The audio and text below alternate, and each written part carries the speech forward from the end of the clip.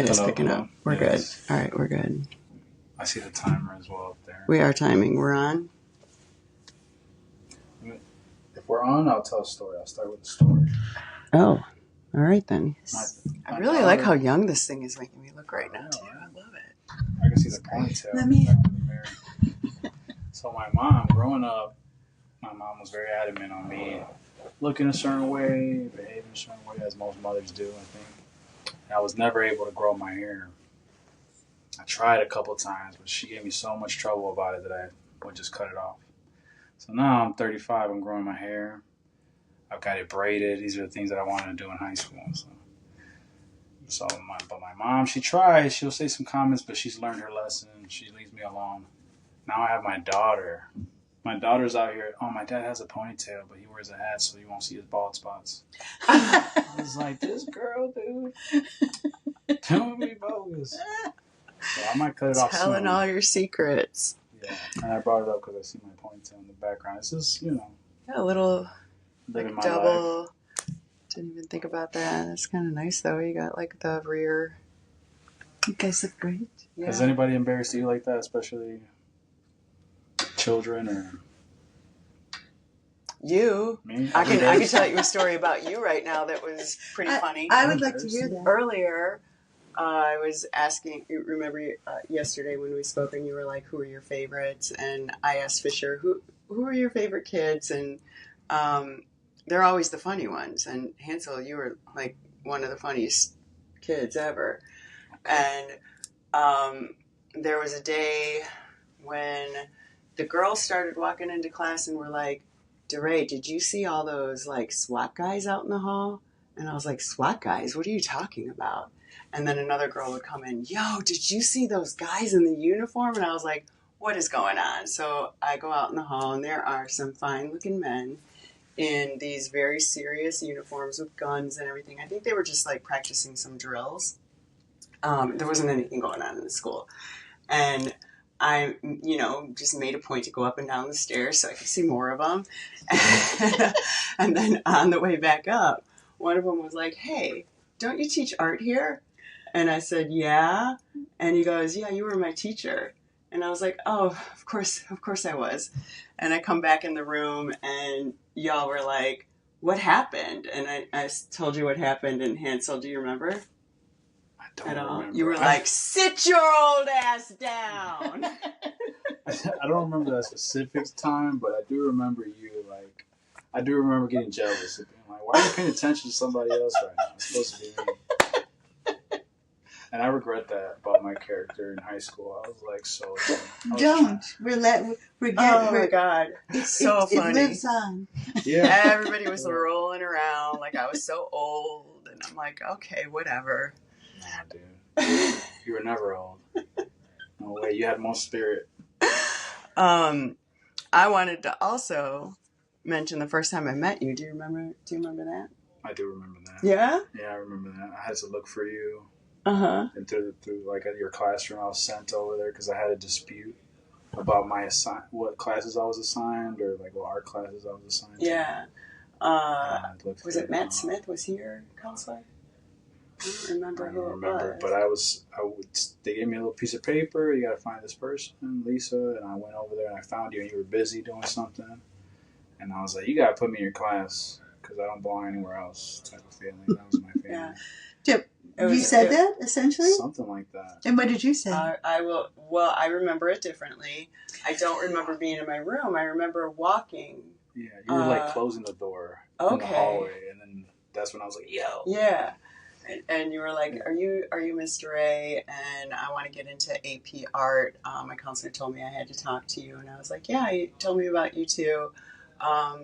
Why do you want to get into the art class? Do you like art? And you were like, it's not that I like it. And you took your hand and you were like, it's my passion. Okay. You're in. Yeah. I mean, how do you say no to that kid? Yeah, you can. Can I throw in some questions? Yeah, of course. Another thing I've talked about with friends is there's all these articles about you should end up doing in life what gave you joy and you did in your free time when you were 10 years old. And my friend that brought it up She runs all the medicals, very high end in the Teamsters. She's spreadsheets and stuff. And I said, well, what did you have? She said, I bought a cash register when I was a kid. She said, I just pretended to do tallies of things. And she said, what did you do? And I said, I would buy pastels, oil pastels with any birthday money I have. What was your 10-year-old self doing? Yeah, I was definitely drawing and painting. And maybe not painting, actually. I definitely drawing. I was drawing Pokemon cards. And I vividly remember my dad buying me the first Pokemon cards that got me into drawing. And I think a lot of kids draw. I always told myself, like, kids just draw all the time, and that's pretty normal.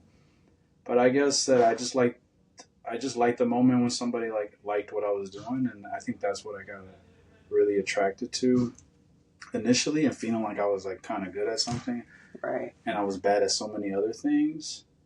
And then it kept going, and I kept trying to find a taste for it in a sense. But yeah, I mean, the childhood version of myself was, amongst, whatever playing and video games, it was like, okay, I'm drawing stuff, and I was trying to draw things that I was looking at. And so DeRay talks about me saying that this is my passion. I'm trying to remember, like, what is that passion? Like, how did I understand passion? And how did 16 or 17? What made me feel that it was like I do remember being like, which is way more difficult nowadays because there's so many things pulling our attention. But I do remember being like having a happy moment of being like in a small space working on something and being like, whether I had my music on, but it was just like, while most kids are outside or doing, I do remember finding joy in being like at my desk with a lamp, and it's dark, and then my family's like somewhere else in the house, and I would just be in that spot for hours, and it'd be a drawing or something like that. So that's interesting. So like almost like escaping. Yeah. Escapism a little bit. Yeah, just being alone and being focused, and the rituals that develop in that. Did any of your grade school teachers pick up on your talent? No, now that I think about it, it was an uncle of mine that gave me like the first compliment. And then my parents, I think my dad, just seeing my dad kind of investing in it there was like a newspaper segment of like art classes for kids or something, and he bought it, he ordered it, which ended up not really doing much, or like they failed to deliver on their end.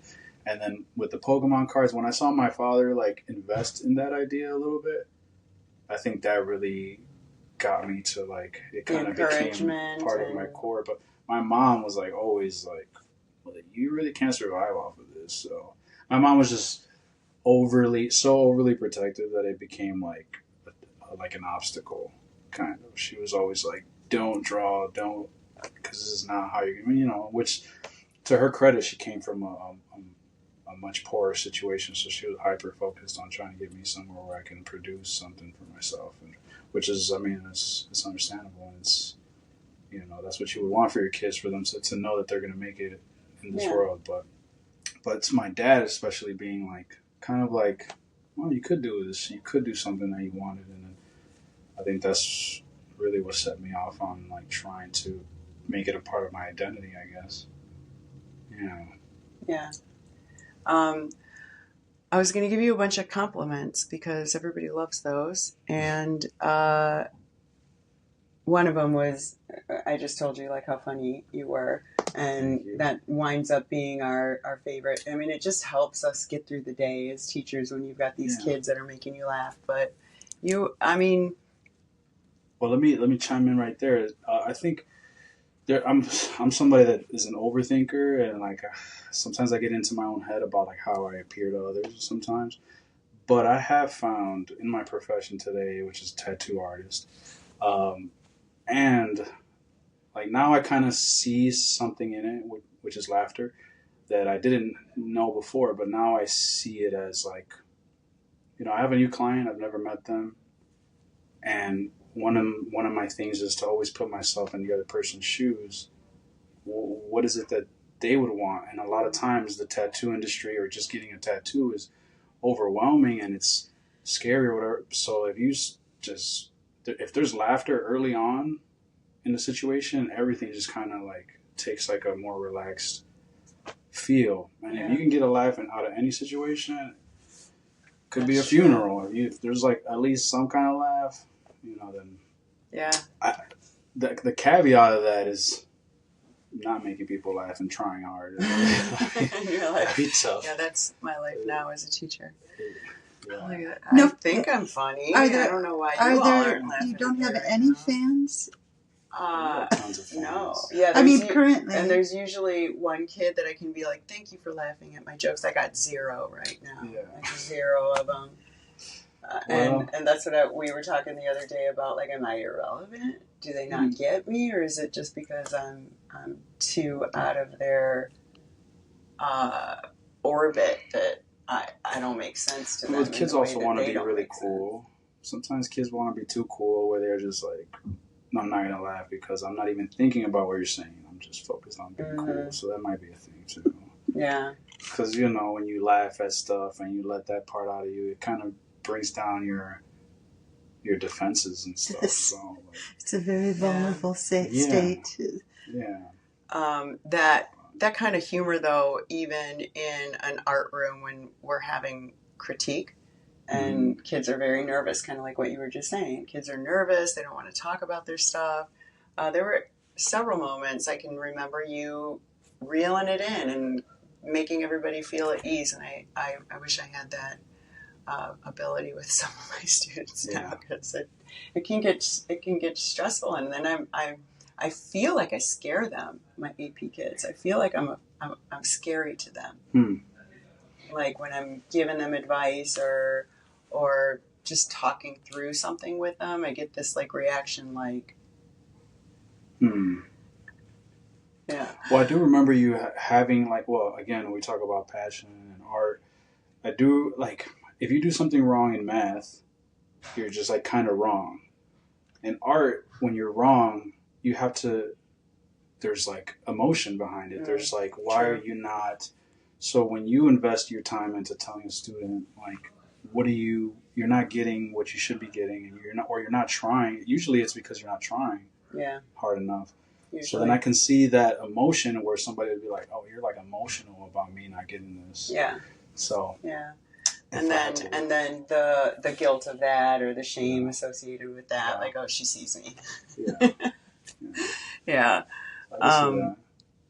So the other compliment I wanted to give you is just, passionate or not, I mean, you were a really good artist. Whether I looked at your sketchbook in the hallway, I'm pretty sure it's pretty easy for me to see if kid brings a sketchbook and there's all these drawings in there. You can tell, like, the more you practice something, the better you get at it. And you were already really good.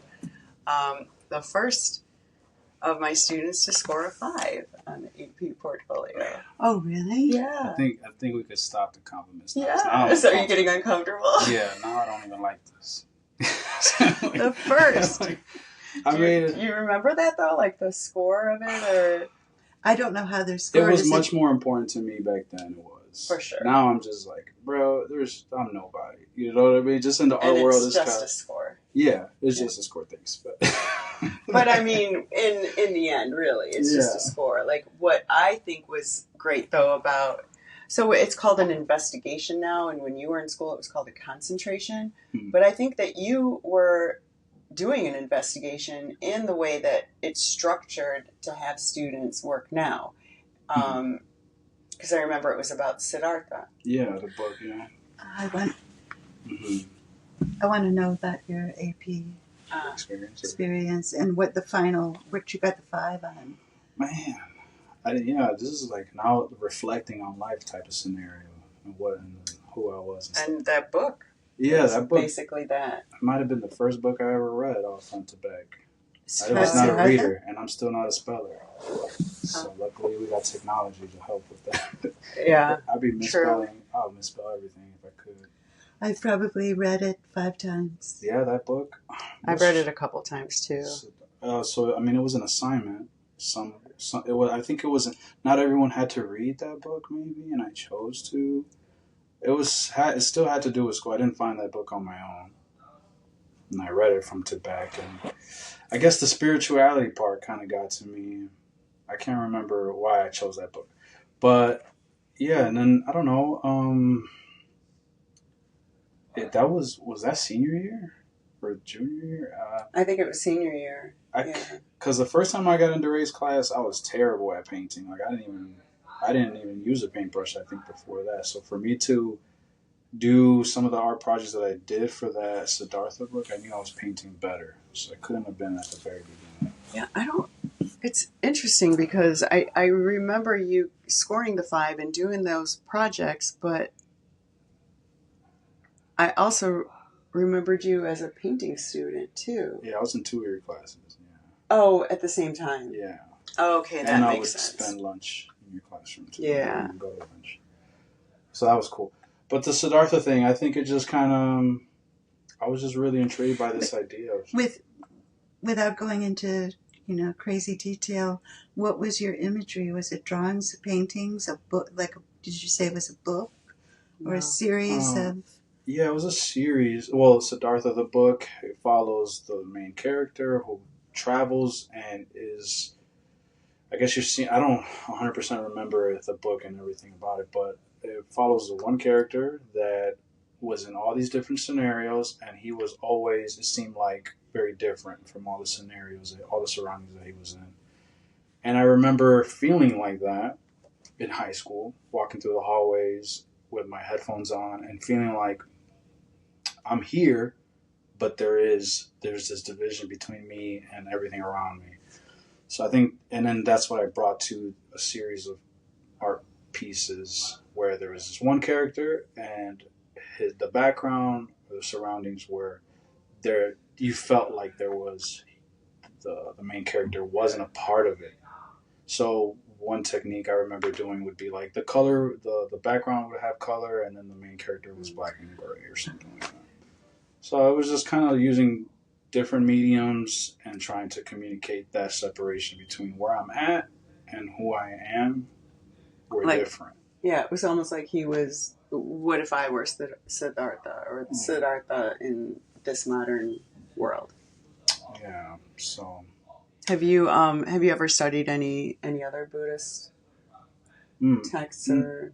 I haven't studied, but I've always been attracted to I don't know what the correct terminology would be, but spirituality or Eastern or Oriental or even right now, I really like martial arts and spirituality. I love Japanese art and so the cultural or at least the imagery, because I wouldn't want to act like I know anything that's respectable. I don't really know, but yeah.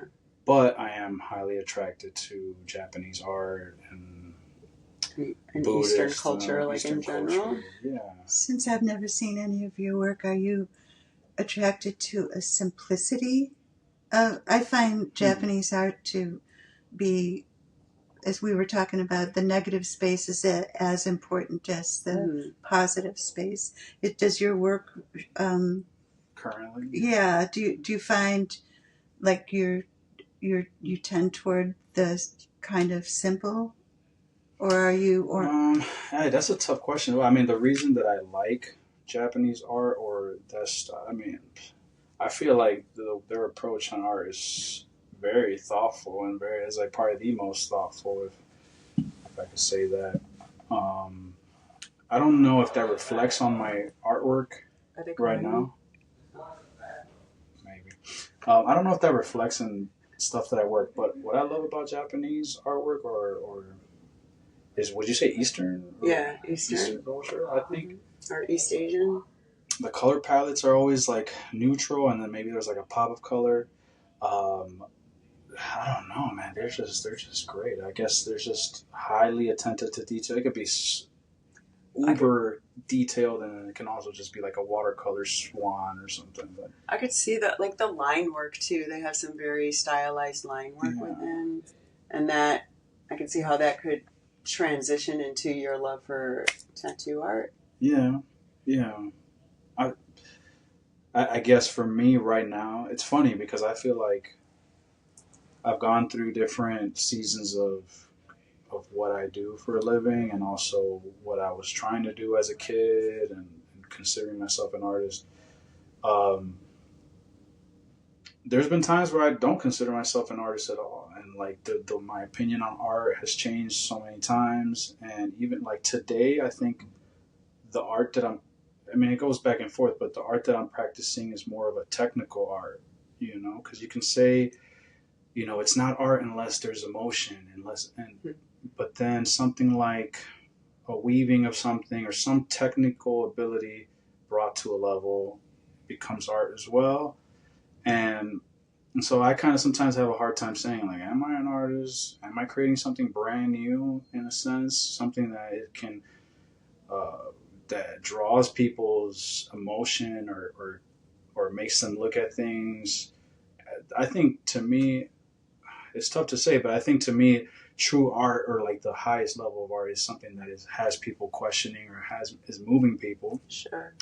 But then at the very same time, something that's highly technical is just as beautiful, and I consider that art as well. So it's tough, and I feel like some people maybe they're on one side, one camp or the other. But for me, like currently in the world of tattooing, I feel like it's more of a technical thing. I haven't gotten to the point. I admire the people who do, but I haven't gotten to the point where I can explore ideas so much. Right now it's like foundational stuff for me. It's getting the technical, even as down to like foreground, middle ground, background, line weight, or just the application of ink on skin is something that I feel like that's where I'm at, and still trying to perfect to a point where I can break more rules and do something that is abstract maybe, which would be lovely. What is your, like, are there styles of tattoo, and then what is your style? Yeah, there's tons of styles and tattooing has come a long way, because I mean it started with just tribal, just things that are just more indigenous, and then fast forward you have American traditional, fast forward then you have black and gray, fine line, Mexican Chicano. But now it's like real artists that are graduating from real art schools are becoming tattoo artists, right. So now the doors are like blown off, So the caliber of artistry it's gone way up, and now now you talk about style is just basically whatever style exists in any medium not any medium, but any style that exists in art can pretty much now exist in tattooing. Before it was like three. You were either doing like Japanese, or you were doing American traditional, or you were doing this, or it was flash. Like you would come in and you would choose something off the wall, and that's all we're doing. And there was nothing custom. I mean, this is like the evolution of tattooing. Sure. Where do I fit? I'm at a point where it's like I started where Instagram was like people bring you something from Instagram or Pinterest, and that's what I was learning on. And people in the industry could look down upon that, but I mean, it's the situation that I was born in as far as tattooing. So it's very custom to like what the person wants, whether I think it's a good idea or not sometimes. But that's where I began, and pretty much just finding like what I was naturally good at and what was around me as well, which was black and gray realism, and just trying to create a drawing on a person. Yeah. And the drawing would usually be from a reference and not a made up drawing. But there's tons of illustrative. So that's mostly what you do, or like from references? Yeah, from reference mostly. Do people ask you to come up with designs of something specific? I have. I'm pretty sure I've done freehand. I've freehand, and the stuff that I freehand tends to be just like Japanese stuff, which I have not studied, and I don't consider myself it, but I am attracted. But I have some natural ability to freehand that subject. So I've done like a cherry blossom tree from like the arm to the chest, and I'll freehand that, and flowers and stuff like that. Excuse me. We'll take a break. Do we continue the conversation? Check out my washer situation. I don't know. We'll try. Well, since she's gonna step away, I mean, the practice of art now has become like. Well, I don't know if I should talk when we're not. Okay. We're not. No, but I have a. I have another question. Since I don't know you at all, Yeah. it's kind of interesting because Lisa knows your history. Does Yeah. She saw me as a baby. A large baby. Yeah. But I don't know how you made the jump from high school AP genius. Yeah. 5. I was not. Yeah. Thank you. Did you go to college? Did you just where did you? Yeah. I guess like again, I was in this situation where my parents immigrated here, and for the most part, I was learning. I'm first generation, so I was just learning my surroundings on my own. And I wanted to do art. My parents didn't 100% understand how you make a living from art. I didn't understand it either. I didn't have the proper direction for it, but it was expected of me to go to college and to not study art. And so then I found this. I tried architecture at a community college. Which Morton? Morton, yes, the Morton Community College. So I took some like architecture class that they had there. So I thought I was going to do architecture because architecture seemed like it was drawing. Mm-hmm. It seemed that the people were drafting, and so I was like, okay, this is like drawing, and this is a profession that my parents would kind of like were able to stand behind. And then I found my way to UIC, again, still trying to look for architecture, the architecture program. And I had to take some classes there that ultimately I found industrial design, which I felt was more artistic than architecture in my definition of just like drawing, because that's really what I was looking for, was like the capability of what I would have loved was to go to like a fine art school and actually have drawn and had been an illustrator, but I didn't consider those options because, again, my parents and their expectations. So it's like, so I ended up doing industrial design, which I probably the whole time I was there I was still trying to figure out what it was that I was supposed to be doing, but I was drawing and I saw how art can be applied to the consumer, or like a consumer-based industry, and like how do you draw a product, and how do you take art? In my mind, I always saw it as art. Some people don't see it as art, like design, but I always took the lens of an artist, and I was trying to make that of value to the a target audience or the public or just the people around me. And I was trying to be an artist, but then I got training into like, well, you can make a product, and that's what people need.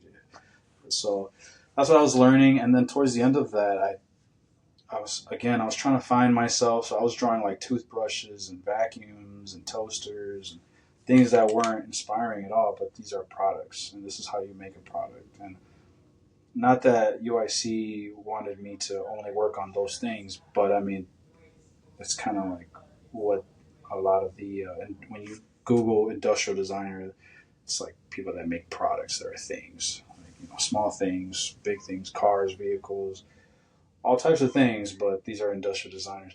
So then I saw footwear and sneakers, and so that's something that I was like, oh, that's something that I'm personally interested in. So I was drawing sneakers, and at the end of college, I thought maybe I could be a footwear designer, and that's what I was interested in. But there aren't any major footwear companies here in Chicago, so I had a tough time with that, trying to get like an internship or a job. But I kept drawing. I was drawing sneakers at this point. I was trying to be good at drawing footwear to maybe get a job in this industry. And I was selected for this program in Boston called Pencil, which they were taking students and trying to develop them into footwear designers for Nike, Adidas, all the big brands. So I went to Boston and I was at New Balance. I had that opportunity over there. I was there for like a month. I didn't get a job. I didn't get like offered anything, and I got homesick. So I came back home and I was like, oh, well, this is not going to work out. And I was like praying at this time. I was just like praying because I was basically at the point where I was like, do I give up on trying to be an artist for a living, or do I just get a job and just I was working at the air O'Hare at Delta Airlines, and I spent a lot of time outside because I was working as like on the ramp. So I was doing luggage and stuff and loading up planes and working with the planes. So I was always outside looking at the heavens and praying like, man, I want to be an artist, but I need to support my family. I need a sign. Yeah. Yeah, sure enough, there was a shooting star one day. I'm serious, yeah. So I took that as a sign. I prayed on it, and I was like, I need to be an artist. And then at this very same time, a friend of mine, Franco, he was in DeRay's class, and we would always tell he was an artist, and he was a good artist, and we would always talk, and we would always come together on this topic of making art and creating art and painting and doing stuff. So that's how our friendship started. And he wanted to be a tattoo artist for a while. And this is, before that, it was like the Miami Ink era, which is a show, a television show. And I would watch it, I would record it. And so I saw that possibility. But again, this idea of my parents not allowing it, so in my mind, I didn't consider that. But Franco did. Franco was trying to do that. And so we would talk about his attempts at doing it. He finally got an apprenticeship somewhere. And we were in similar situations. We were both in a situation that was like, man, do I just give up on this? You know, and he got that opportunity and he talked to me about it. And I was like, man, I got to do the same thing. He was at one studio as an apprentice, and I got an opportunity at a whole different studio as an apprentice. Do you get paid? No, and you do a lot of like grunt work kind of thing traditionally. So much drama with the laundry room set up. All right. Yeah. This has been recording the whole time. I Hasn't believe it? so. You just missed some really good stuff. Well, I was just going through I my can't wait to timeline. watch it back. No, it's really good. Yeah. Seriously? I mean, and at one point I What I thought, miss? I'm going to be so upset if this isn't recording. Then I look down and all the lights are on. So Yeah. But where's the timer, Hansel? Remember the timer? What the fuck is happening? There's a timer in the middle. Oh, okay. Shit. Yeah. I hate to stop him because this is. What? Yeah. No, it's okay. What No, were you I mean, talking no, about? no, Well, she was asking me how did I get from being an art student to then being a tattoo artist. Yeah, that was going to So be you- where an I was internship- going with it. Were you also still working at Delta I was still working during at the internship? Because if you're not getting Forgot paid, about that. Yeah, my apprenticeship. I was still doing my day job, which was cool, but it was like I hate this shit. Like I just hated. I was out in the cold. physically demanding. Yeah, physically demanding. It was very cold, and waking up super early. My shift was like I was always starting like at 4 a.m. or something. It was pretty. And then the people you work with are like all grunt kind of guys, like all like I don't know, but they weren't like me. So I just hated being there. So I was always praying, and I'm on this airfield, so the sky is huge, and I'm always praying, and I would have like, it'd be like dead winter night. The moon is out. It's like negative, whatever, and it's even colder because I'm on an airfield, and then it smells like engine fuel everywhere, and I'm wet, and my hands are frozen. So this was just like damn near me on my knees type of thing. Like, man, am I ever going to be an artist? Because I hadn't really come up with an opportunity to like really make money from art, and I had gone to design school that I was talking about, and I was trying to be a footwear designer. That was like kind of like my last ambition, and it wasn't working out. And then I also brought up Franco, who on sideline was having like this parallel experience where he was doing art and also at the end of the road with it, but he was thinking about tattooing and pursuing that. And when he finally got his apprenticeship at a studio, he was talking to me about it, and I was like, man, I'm gonna give that a shot. So I got an opportunity at a whole different studio, which was the owner, the mentor, Caesar. He actually graduated from industrial design, which is what I went to school with. So I think that's how I got that opportunity. And he was a cool guy. He was very like, he was laid back, and he was like he put because apprenticing and tattooing has gone through so many different. The earliest version of an apprentice in tattooing is very much like hazing and like really putting. Really? It was very tough for apprentices back in the day. So Caesar, he was like a new age type of mentor where he was like, if you can tattoo tomorrow, you don't got to do none of this cleaning stuff. You can tattoo, and and where a studio like the one that Franco was at was like, don't talk about tattooing at all. You're just gonna mop and observe. And so I think Franco was like unsatisfied with his situation, and I talked him into coming to where I was. And anyways, so that's how, and he joined, and then that's basically how I became a tattoo artist. Can I ask about how old you were at this point? I was probably already too old to be just starting. I mean, I don't know. I don't know if you're 18 or 30. You're never too old to start something. Yeah, that's very true. I was probably 20. I was like 28, 27. Yeah? Something like that. I was right around when my daughter was. Younger than that. No, I was 28. Really? I think I started, 27. I'm arguing with you about your age. Yeah, right. No way. You don't know how old you were. Yeah. No, I was 27. 27. Yeah, because my daughter was born when I was like tattooing, and I was still at Deltas and apprenticing until I got to a point where I was like, I could stop doing. Can I ask, is the place you apprenticed, Caesar's? That's not where you are now? No, that's not where I'm at now. But we still have a good relationship, and we get invited over there. He's got a big. He has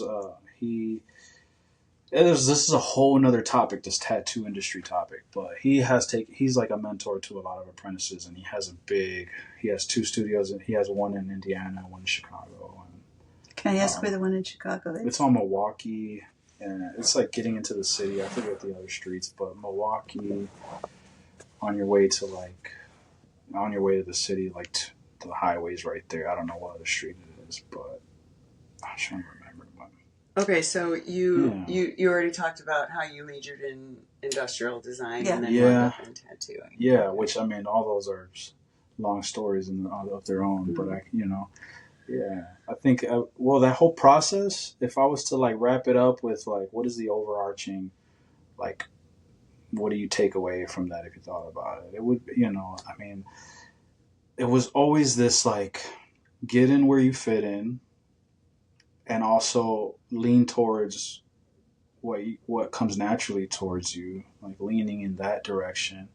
And you might be naturally good at something, and you might still suck at it, but you suck more at everything else. So just keep doing that. And being persistent, because as I see the world now, it's like it doesn't matter what you do; everything's hard. It don't matter if you're good at it or not. Everything's hard. So why? And everything takes work. Yeah, and it's like. Well, going back to complimenting you, okay. that is something that I noticed about you just as a student and working hard and just having the courage to come up to somebody and go, "Can I get into your class?" Without knowing that person and saying it's my wonderful passion, amount of confidence. advocating for yourself. That's kudos to your parents. Oh, thank you. I mean, that comes from I think it's very difficult to have that kind of confidence unless you have fans at home. People that. So having that skill and being able to advocate for yourself, where was I going with that? I can't remember now. Damn it. And getting into the art class and going back to the high school experience and working hard, and like you were just saying, everything's hard. You're going to suck at some things. You're going to be better at other things. Is there anything from just having an art background in other aspects of your life that you're feeling like, I'm really glad, I have this creative side to me, because parenting, relationships, not buying Live, Laugh, Love right. art. Yeah, man, that's a great question. Let's say that. that's a tough one to answer because, I mean, I guess the short answer is yes. I've mostly applied my character in life. Like, oh, I was always trying to be an artist, and even when I met my wife, she knew that I was trying to be an artist, and my friends probably saw me that way. My parents saw me that way, so and how like I'd never wanted to divorce myself from that identity had to have trickled into like all the areas of my life. And the most difficult part about that is like everyone sees that, but do you see it in yourself? And then you question you question like, am I supposed to be doing this? Like, I'm not the greatest at this, or am I supposed to be doing it? And I think that's when it gets tricky because it's like a you versus you thing that happens in so many dimensions of your life. It's like, do you believe in yourself? I've heard this before. It's like, whether you believe you can or you can't, you're right about that. That's right. And so it's like, and so the art thing, it was just always like a perseverance, and attached to that was also like a fear of being like, well, if I'm not this, then like, what am I? So I can't give up on this. I don't have options at this point. Like, that's kind of how I felt. Even though there was there's this part of you that's just like, just give it up and just do something normal or regular, or like just do something that everyone's doing. Okay, so your parents, obviously, you said already, like your dad was one of your fans, and I think that's important as kids when we know that our parents are supporting us and think we're good at something. So do you see yourself doing that with your own kids and, my little ones, and what they like doing, or? Yeah, 100%. And then being an artist, I think for kids is like, they can draw and they can participate in what you're doing. I've also heard Kobe Bryant say, you're trying to teach your kids hard work is difficult because they don't see you at work generally. So how do you teach them hard work with it when it's just verbal? And like, do they really consume that information? And for him, it would be like working out with his children and showing them the work ethic. So the fact that my kids can work with me in art and see that I can bring work home, or they can participate, or they can see that, I think I'm grateful for, because they can see what hard work looks like in front of them, as opposed to like, oh, I'm at the office and they don't ever have a glimpse. Yeah. So as an artist, I think that, and I can also share it with my wife, whether she wants to learn some art or try a painting or something. Is there anything you see yourself like telling your kids, or any aspect of their life where you'd be like, yeah, you probably don't want to study that. That's not going to get you anywhere. Do you feel like you would be that, you would have that inside you? Because I think sometimes we take on things that our parents have done. Like, I hear myself as a teacher sometimes sounding like my one parents. Thing you said earlier is, my parents were so worried about me because I wasn't good at anything that was normal. And they had no money, and it isn't like they were ever going to be able to help me. And my mother would put me into secretarial classes for the 3 weeks before I got kicked out, for whatever. But your parents want you to, of course, be self-sufficient, and so it is a dance. Somebody, when my son was in maybe 8th grade, he decided he wanted to be a unicyclist. And he was really good at it. And my husband and I were going, oh no. But you have to like leave a little room, so that who knows, they could be famous. One thing I just wanted to throw in, the other thing you said, that, have you ever heard of Malcolm Gladwell? He's you've known of him, but he has a bunch of books, but one of them is called The Tipping Point, and this is what they talk about all the time: is you've got to put 10,000 hours in on whatever. It's 10,000 hours, and it sounds, you've put your 10,000, or you're in the process. You're a little young to do the whole 10,000, but you doing the 10,000. And I've been around for so long, I've put at least 10,000 hours in on and almost every day I put in 6 hours, and I saw a little quick documentary about Billie Eilish. Okay. And she got her start in her bedroom with her brother. And I don't even really know much, but over the door frame it said, put in the 10,000 hours. Yeah. So, I mean, when people say, you probably knew people in high school and you've had students that say that they're an artist, but they don't put the 10,000 hours in. Yeah. And I think you are... Well, they also say... We're complimenting you again, but you're a pretty good example of putting the hours in to get the results. Well, they also say that something a lot about, like, if you are doing something 20 minutes a day, then you are better at that thing than 90% of the people. Yeah. I mean, I like, and I've read the book Mastery, which talks about 10,000 hours.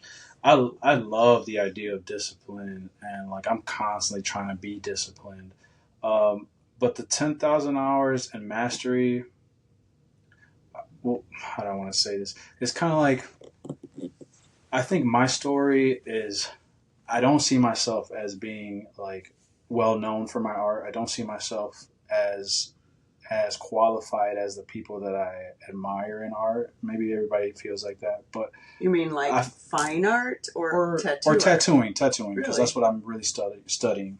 Yeah, I mean, I appreciate that I'm considered, by someone else a talented artist, but the people that I look at is like, man, they're so far ahead, and I got so much to work on. So I would like summarize my story as opposed to like discipline, it'd be more like persistence. And again, when I said earlier, it's like everything's hard, and even the things that you're the great at, you could still suck at. But you're still living this life. You still got to make moves, and you still got to play the game. And it's like, so the persistence has played more important to me. I'd love to be like as disciplined as I can, but the fruits of 10,000 hours, I haven't been able to say like, man, I'm like the best artist in Chicago. Like everybody knows my name. Like I'm so far from that, So I don't know if that is a marker of success either. Mm-hmm. Like, I mean, are you happy in what you're doing? Yeah, or like, am I proud of myself? Yeah. I'm totally proud of myself. Proud is the good word, because happiness is such a volatile, but. And persistence, I think, is really key. There's, it could make you or break you if people are discouraging. I tell my students that when I wanted to major in art in college, my dad told me that I wasn't good enough, and it crushed me. But it also, made me doubt myself, and I was just like, wow, I'm not that good. I can't. My own father doesn't think I'm good. Yeah, and it took me, kind of like you, to just go, well, it's what makes me happy.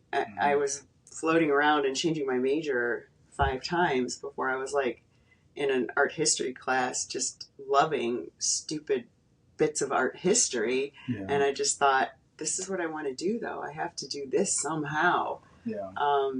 And that's how I got into art teaching and the persistence. My parents but they didn't have any money, so they couldn't really tell me what to do because I paid for everything myself. But my brother, who's I'm not sure how to, but he used to introduce me to people very deprecating, and this is my sister who has a master's degree in a hobby. Yeah, oh, wow. I mean, it was not particularly valued in our house, There was, made fun of. Same here. I mean, I At any rate, what, when you think about that studying art and into college or high school, did you ever have like that feeling like you were talking about earlier about like being kind of almost, what did I say? Escaping. I remember like going into art classes in college and smelling oil paint or the lithographic ink, and I just felt like, oh my God, I love this so much. I just feel like now it smells like blood for me now. And I've heard people, Does it? I've heard people say like during the pandemic when like tattooing was abolished for a little bit, they're like, yo, I miss the smell of blood. And I was like, that's weird, bro. That's really weird. I think I told you I had to. Do you remember from your photo That's class, that one photo class or whatever amount you took, there was this chemical called Fix. It's really got a distinctive smell. Yeah. I had to buy a bottle of it for a project I was working on. Nothing within the last few years. I had to drive out to like St. Charles, Illinois, to get this little bottle of it. And I went out in the car and I was sniffing it. Man, There was a man in the car next to me going, "What are you doing? You're sniffing stuff?" Yeah, art supplies got smells for sure. They do. Some of them are... Not blood, usually. No, but blood is the one right now, I guess. Well, there's also like green soap. Does the inks? What soap? Green soap. It's just like, I guess it's like a medical grade soap. Like kind of a green soap to clean the skin. Oh, do you? And it has a smell. I'm gonna have to split in about 10 minutes, but can I ask a couple questions before I go? And then, have you ever thought, or do you think at this point you would be a good teacher? And have you ever thought about teaching, possibly in high school? You hear my stomach the whole time? Was that your stomach? Yeah, sorry. No, my stomach is trying to make an appearance. Do you think you'd be? I think so. I think so. So depending on what the age group, I would make like a university level art teacher, but high school and kids, because I think a lot of my experience is just more like life related as opposed to like. Sure, I can sit down in a critique and really get like.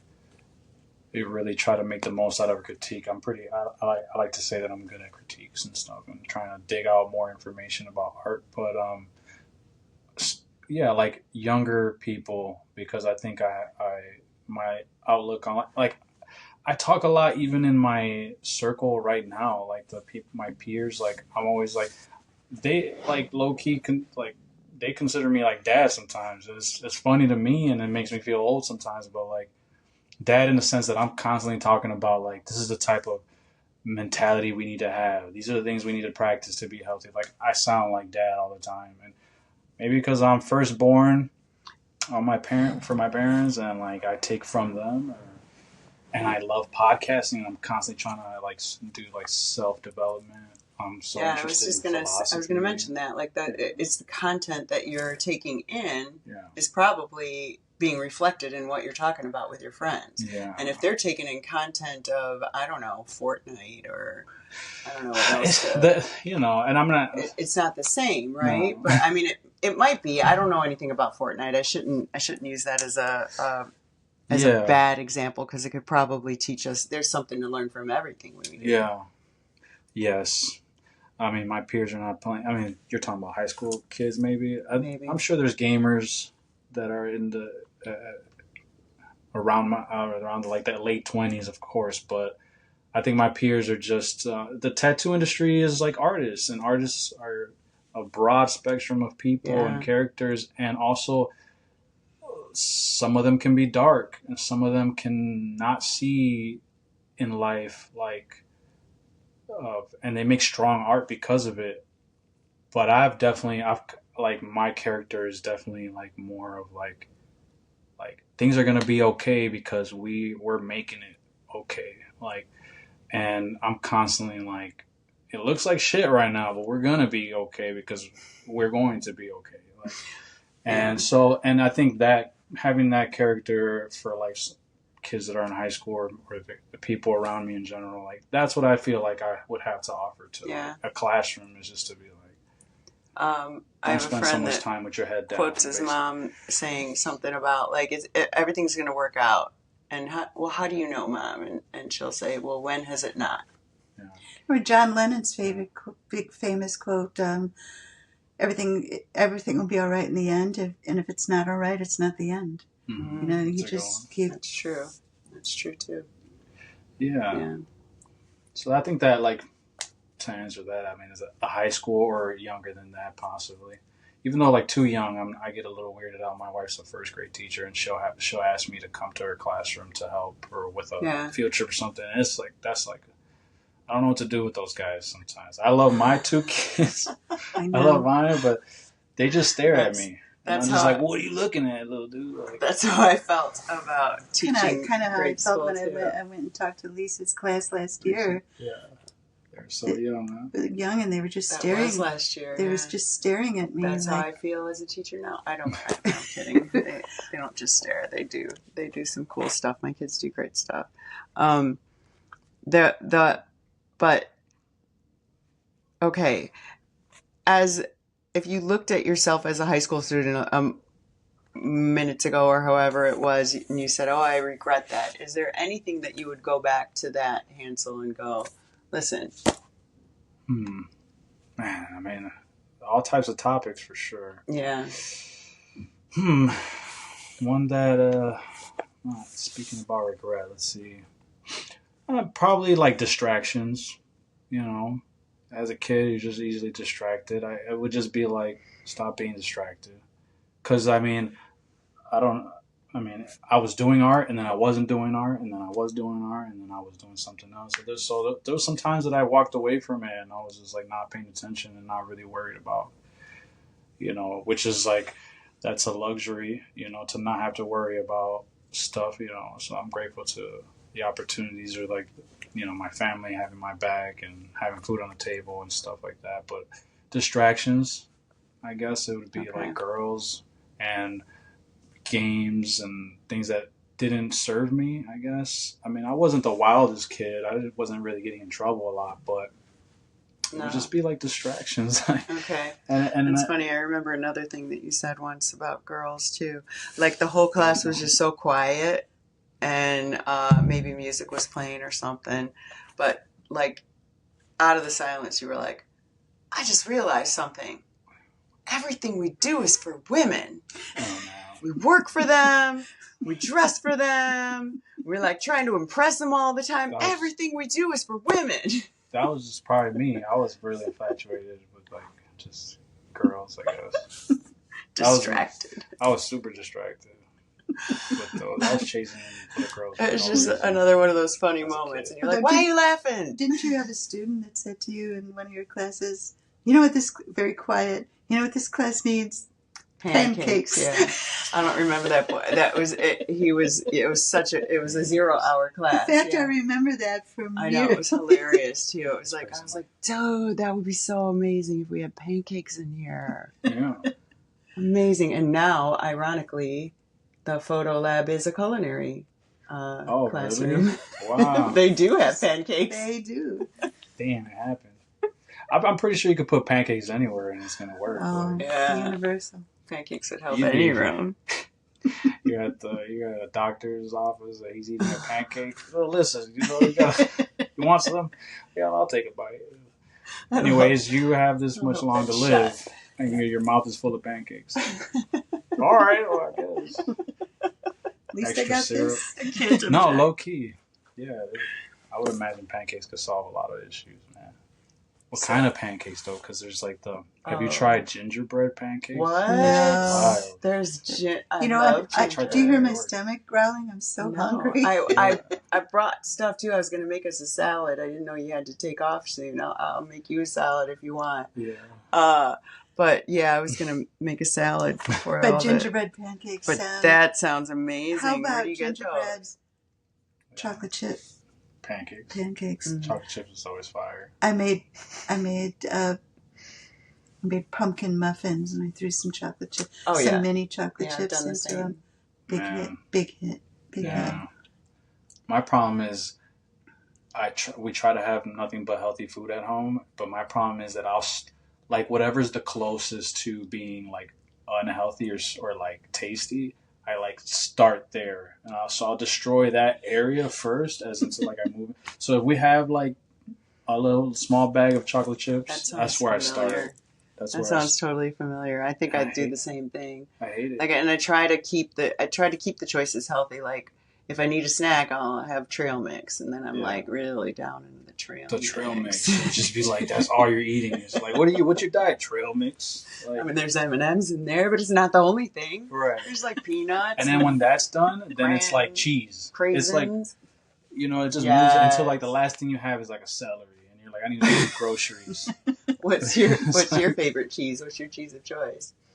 Cheese. I like Mexican cheese. Munster. Monster cheese. Munster. I'll tell you why. And I'll make this quick, and then Mine's I Manchego. owe my husband. Yeah. I was with my hippie days. I was with a girlfriend, and we drove around the West almost the whole summer. We had no money. We slept in rest areas and everything. And on our way home for the final, we were coming down through Wisconsin. We had $2 left. Mm-hmm. We had gas and $2, and we stopped at that cheese place that you see when you're going up to Wisconsin. It's like the Cheese Castle. So many. But it's Yeah, like almost curds. right at the state line. Your last And we got chance. $2 worth of Munster. I mean, back then you were probably balling though. $2 was, I mean, even then it wasn't that much. But I remember we lived for like the next 7 hours and it was creamy. And sometimes I'd just go in and I see Munster and I go, I lived on that. Yeah. I can live on it again. I wish I smelled like Munster cheese. I'll put some of that on my clothes, in my pockets.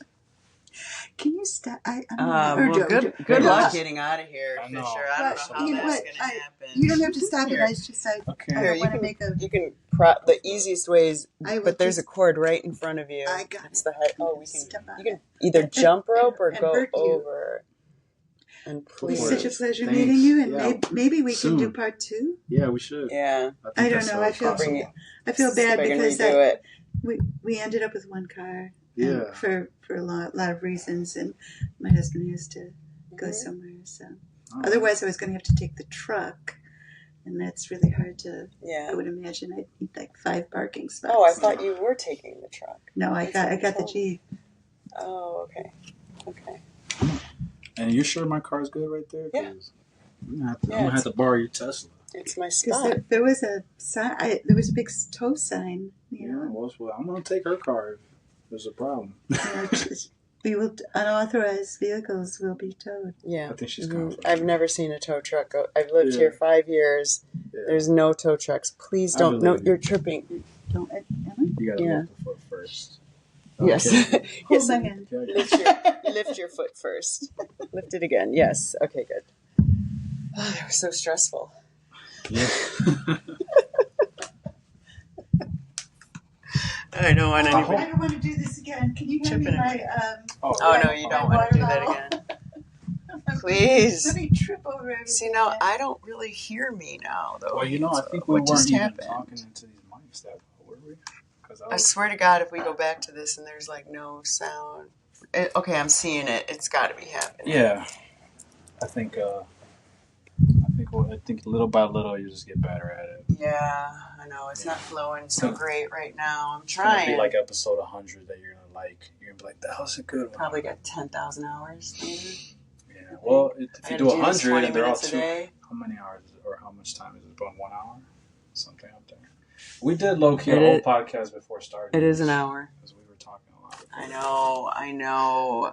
So, I should not have scheduled that washer dryer leveling on the same day. I'm so Gotta do anxious that, to too. finish. I started this project almost a year ago in March, trying to get washer dryer in my. oh, Yeah, it's been a whole. so you were doing laundry outside of here? Yeah, we have it in the basement. That sucks. Yeah. Hey, I don't know if we got to talk about your floor. Did you do your floor in the bathroom? Did you do that or that was there? Well, I put pretty much everything I did except the kitchen. Damn. Yeah. That's awesome. I mean, I didn't put that floor in myself, Right. but you had it done. yeah. You chose it. Yeah, it's pretty, right? Oh, yeah. I was like, oh. This I is know. wild. It's pretty. Yeah. I like I love pretty it. things. Yeah. I like doing interior kind of design work Yeah, and I'm going to have to hire you, dog. making the space look pretty. And I like and I figured I moved in here right after COVID, like January 2020 I moved in. So COVID happened and I had all this time to paint. I painted everything. I put in like new outlets and light fixtures and stuff. Man. And then started I didn't even know you could like renovate that drapes. much in like a building. I didn't even know you could renovate like. Oh yeah, you can. Oh, Yeah, sweet. these are all my floors I put in. Oh, sweet.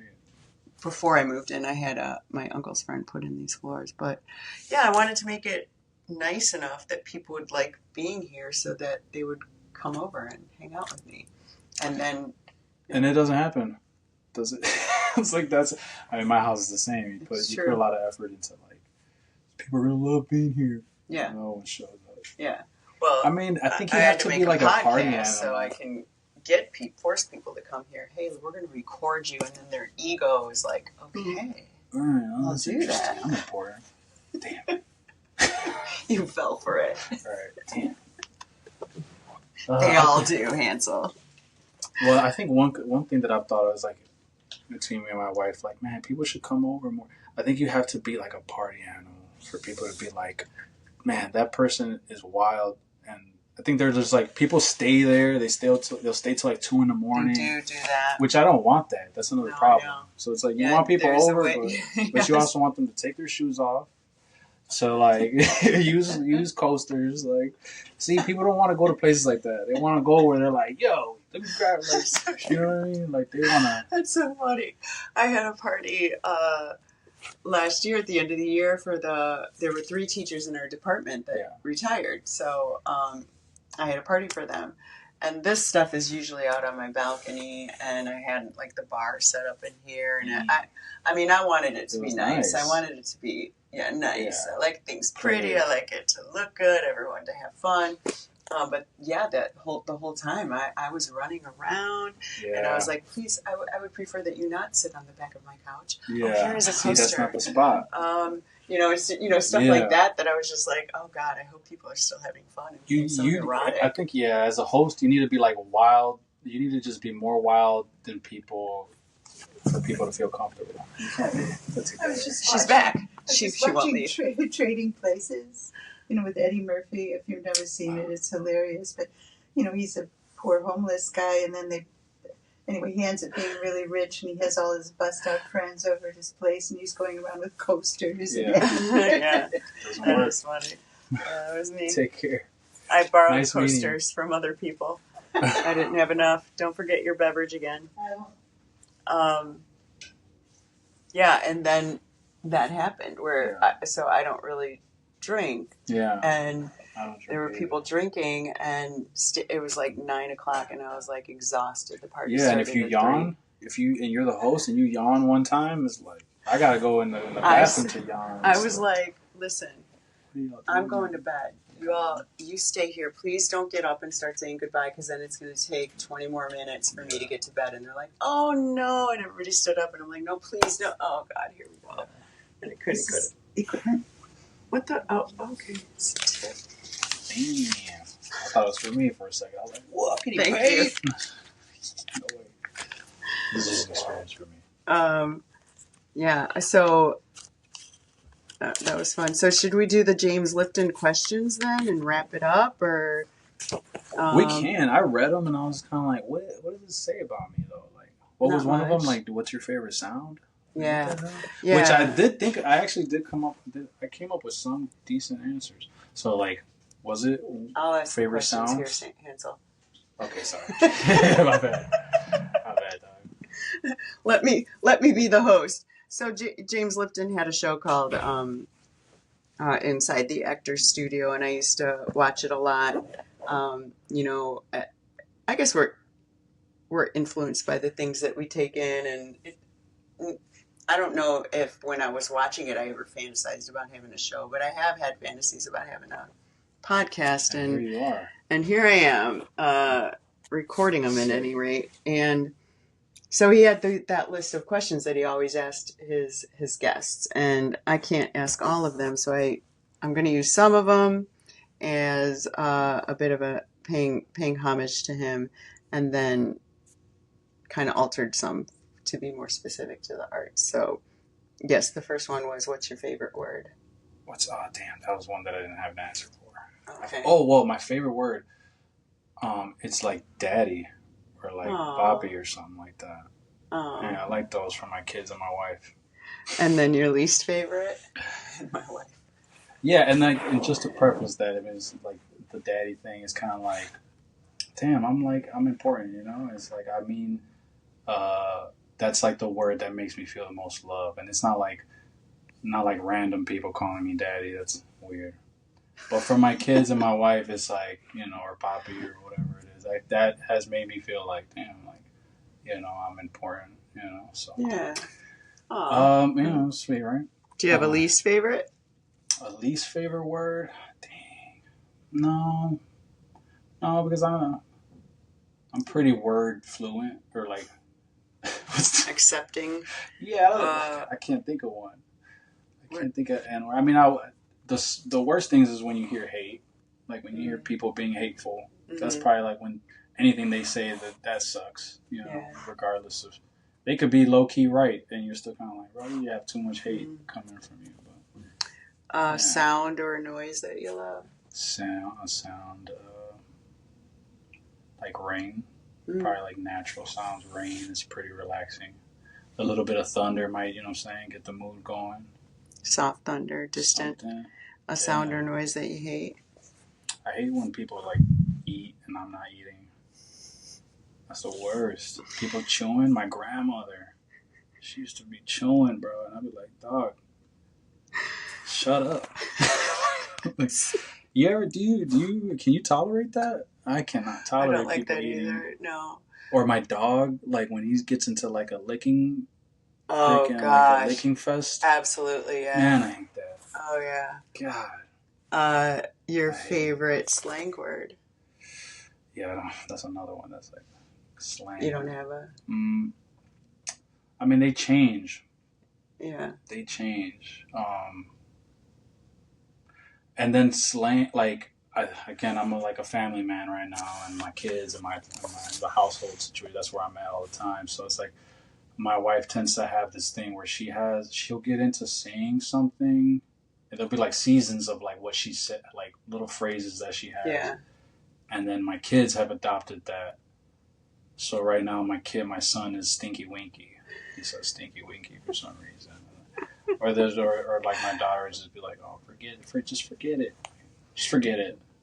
And it'll be like anything, just forget about it. Just forget it.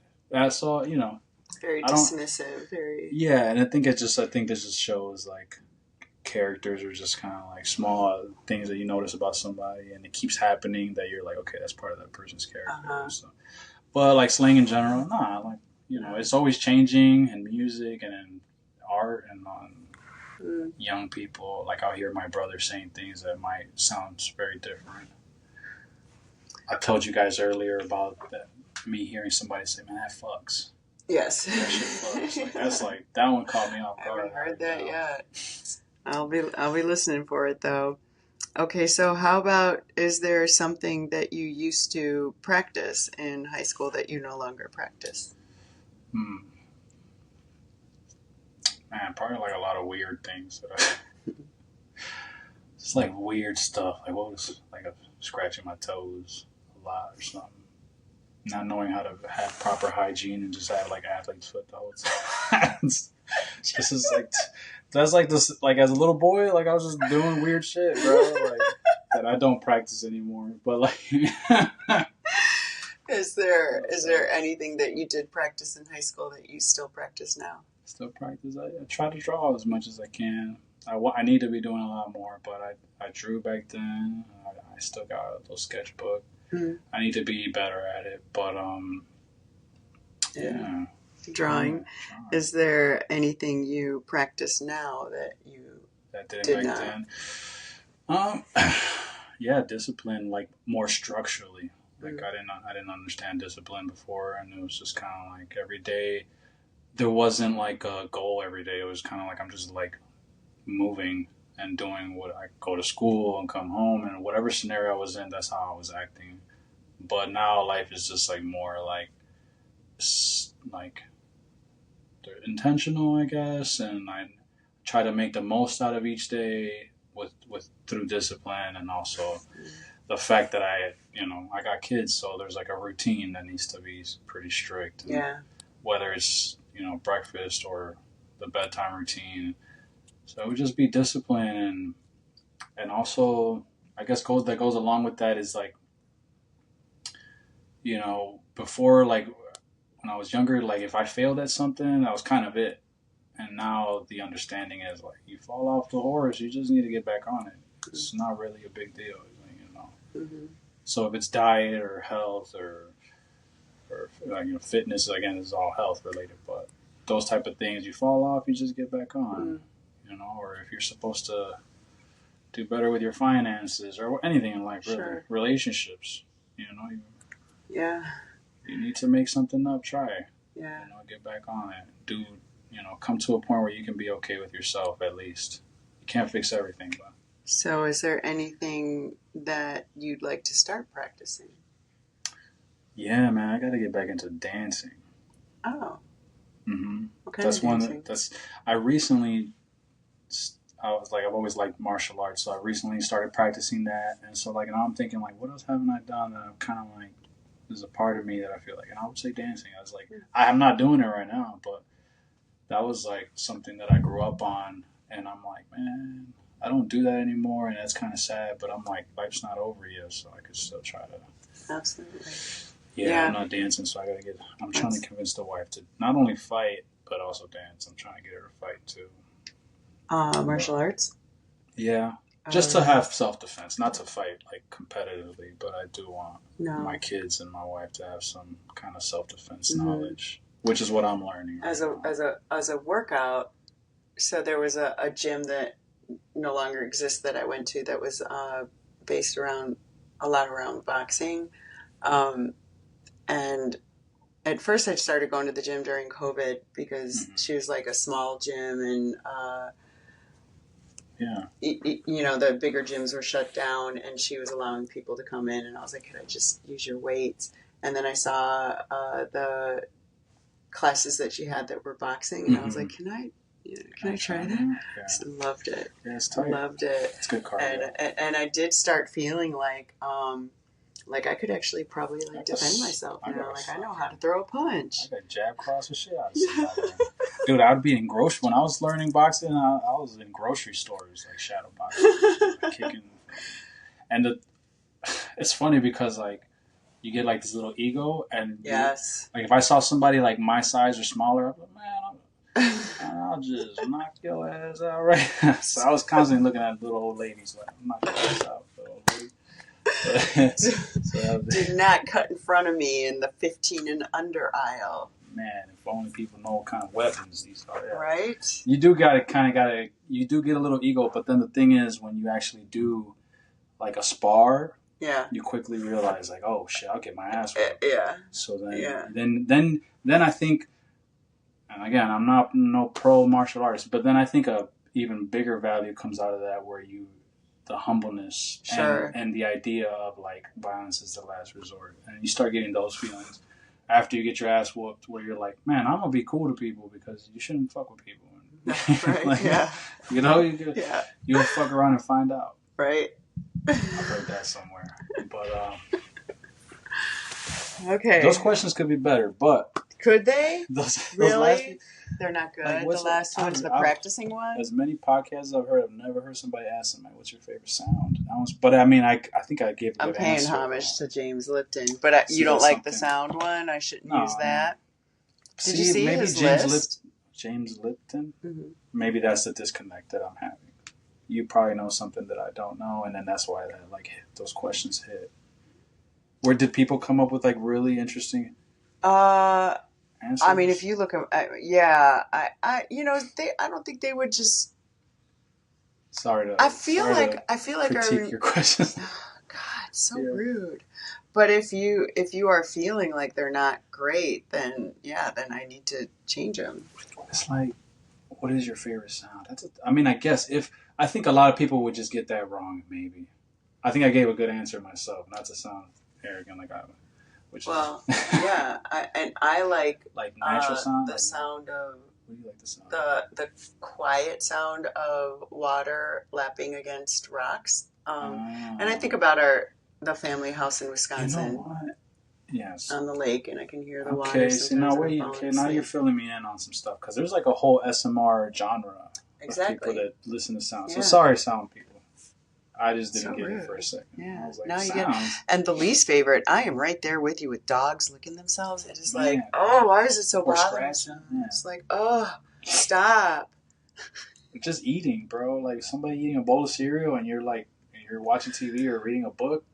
Yeah. I want to flip that damn bowl of cereal. It's either give me a bowl of popcorn. When I hear my own crunching in my head and I'm around other people, I'm like, oh my God, I'm so embarrassed right now. I can't even do this the movie must be theater so sometimes. annoying to them. Yeah, popcorn, any type of chewing. They must hate me. You can't even, and even closing your mouth doesn't work for me either. Like, I can still hear it, dog. Yeah. Just don't eat around me. Yeah. That is a definite thing.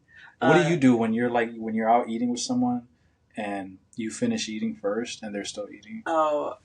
What kind of how do you look at them? I've heard this question before. But I don't know. I think does it bother you or does it? I don't know if I remember any moments like that when I can actually hear people and I'm done. Or watching them. You look at their food, look at them. I'll probably go to the bathroom, I'll excuse myself and I'll be back, go to the bathroom. And then they're still not done eating. People gotta work on that, man. Yeah. Try to synchronize. Keep it up. Yeah. You finish eating at the sink. If somebody's eating fast, pick up your speed. That's right. Be considerate of others. Yeah. Sensitivities. Do you have any other sensitivities like that for sounds or anything? Sensitivities. Or textures or. You ever scrolled like pimples, like Pimple Doctor or whatever? No. Those are gross. God. You've never seen this type of content? I do believe I've heard my students talking about that though. God. It's just people popping pimples. And then now I've seen some profiles that are AI generated where they'll just some weird ass images that are creepy, and some of them are natural. It'll just be spider eggs or something, and it'll morph into something else, and they're creepy. Yeah, there's tons of creepy stuff. Yeah, I don't. You see one mosquito in the night, and it fucks you up. Or it goes by your ear.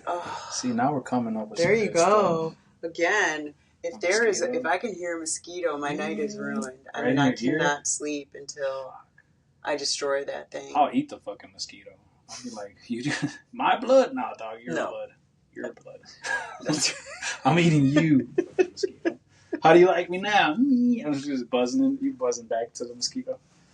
That's funny. That should be a skit. Yeah, that is a bad one. That is a bad sound. That's a fucked up sound. And mosquitoes. It's so high pitched. And mosquitoes are the number one murderers for humans. I saw that. Something how many. Yeah. Where dogs lie in that track and lions and it's bears people and mosquitoes are yes. our biggest problems. Yeah. Scary, dog, because mosquitoes are everywhere. It's like the Matrix said. We're a virus. What you gonna do? Mosquitoes are out here. All right, Hansel, do you have any compliments for me? I was gonna. I genuinely. There was points where I was like, I should ask questions about her. But no, absolutely not. It's all about you. No, no, that's the point. Let me try to think of one though. No, for real. You have to think that hard. No, I just want to think of something good. I could think of something generic, like what's your favorite sign? We just talked about it. Let's see. My personal memories of Lisa. Why? Okay, your last name, DeRay. Mm-hmm. Is that from my ex-husband? And how come you kept that? I like the name. That's really personal. I just think it's really pretty. Yeah. So my original name is Lankin. Okay. DeRay is nice for that. Everybody says that as soon as I tell French? them. It is French, yeah. Mm. It's got a cute little accent on the end. Yeah, my bad if that was personal, but I'm always like, not at all. There was when I found out, or when I remember kind of some of that process that you were experiencing, and I was like, man, fuck that dude. And then I was like, why? I'm not even gonna call you DeRay anymore, because fuck that guy. Well, and then, but I didn't know anything. I don't know anybody personally. Yeah, exactly. So, but at the same time, you kept it. So I was like, what's going on here? I can't. So I was like, Mr. Ray, but it's less like you're Lisa. So yeah, totally call me Lisa. So there was a student though at West who one day when I was giving him the teacher look because he was messing around on something, he was like, okay, Miss Death Ray. And that's how I became Death Ray. Death Ray makes sense. And I've actually thought about just changing my last name to Death Ray. Maybe something that's French would work. Okay. You can cut all this last part out because the question I went with was that was bad. That was not a good one.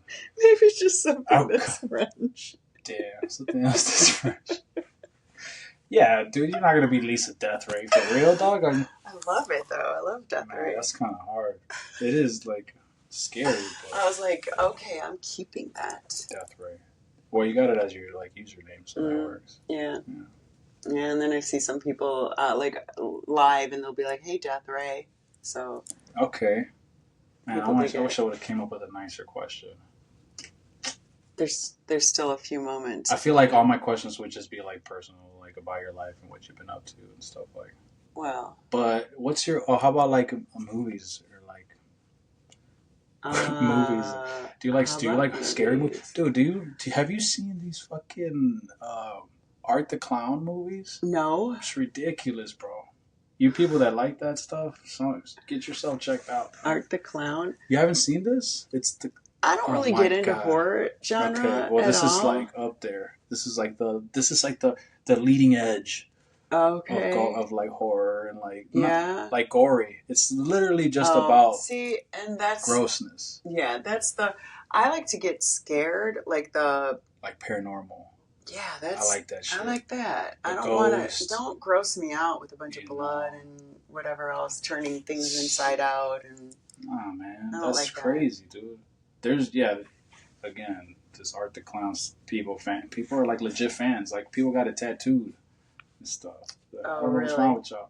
I could watch it in a group setting because it's like you end up laughing a little bit. You're like, what? And then you laugh a little bit. But like, if you're watching that stuff alone, okay. I think there is a difference to being in an audience and watching things like that than being alone. Yeah. I watch most of my things alone. But yeah, you can't watch that alone. There's things like I can't get grossed out. Like I think I start feeling pain or imagining the pain too much, like associated with those kinds of things. So even if there's fight scenes, I can't even watch football. When I watch football and men are colliding, I'm like, oh God, his head. What has happened to his neck? And all of a sudden you're like stiff. I'm so uncomfortable. You sprained your ankle by watching it on TV. Yeah. You're wearing a cast. Yeah. Boxing, I can't watch boxing either. Like as much as I loved that like workout and imagine myself like punching somebody, watching it, I can't. I don't know. Damn. It's just weird. Yeah, I like MMA stuff. I do. But I can see it. I can see why people wouldn't like it. It's pretty violent. I started practicing yoga regularly, though. That's changed my life a lot. Awesome. Have you ever tried yoga? I know a little bit of stuff. Yeah. I'm not like, I do my own little moves, but I've never like yoga as a like these like routine or like. How would you say like this is like a sun salutation. This is routine. Like I haven't done a lot of like routines that are written like already like established. Okay. But I'm pretty familiar with stretching my body. Okay. You know? Yeah, okay. A little bit. I'm sure you're much better, and I'm sure you've tapped into things that I haven't tapped into. But well, I just find it meditative. Like the word itself means to bring together. Yoga is yoke. So putting together mind, body, and spirit. So there should be like a spiritual side to it. Yeah, I love that part about it. Yeah. I love that part about it. And that flow that happens, kind of like what you were describing again, going back to when you were talking about getting so engulfed in your art and feeling yourself in the room. And 4 in the morning. Yeah. What time of day are you doing this? What time do I practice yoga? Never at 4 in the morning, no. Because that's like the 5 a.m. Because it's like, it really feels like, I mean, it probably feels like that way at night too, but it just feels like the world is really like super. I mean, it's hard to wake up that early, but when you do stuff super early like that, it's like, I feel like that's the most spiritual time I've ever had. Like when I felt the most spiritual and connected and like whatever meditation I'm doing has always been like really early. Yeah. I do like, again, also going back to our lake house, getting up early and swimming, because the water is just so still. Yeah. That's and awesome. there's hardly anybody else out It's there. cold. It's just the animals. Yeah. Is it super cold? Oh, it just depends on the time of year, what I month can just it imagine is. it being cold. It's cold up until usually through mid-June. It's pretty chilly to jump in, but then it gets warmer. All right. Yeah. And then out here in the Midwest, it's pretty much over, like middle of August. Yeah, and then you're done. You've got like 4 or 5 sweet weeks of perfect temperature, and then boom, it's cold again. Man. All right, Hansel. All we right. can cut these. I'm sure we go forever, but absolutely. Whittle this down somehow. I think that went well. It did. That was fun. Thanks for being here.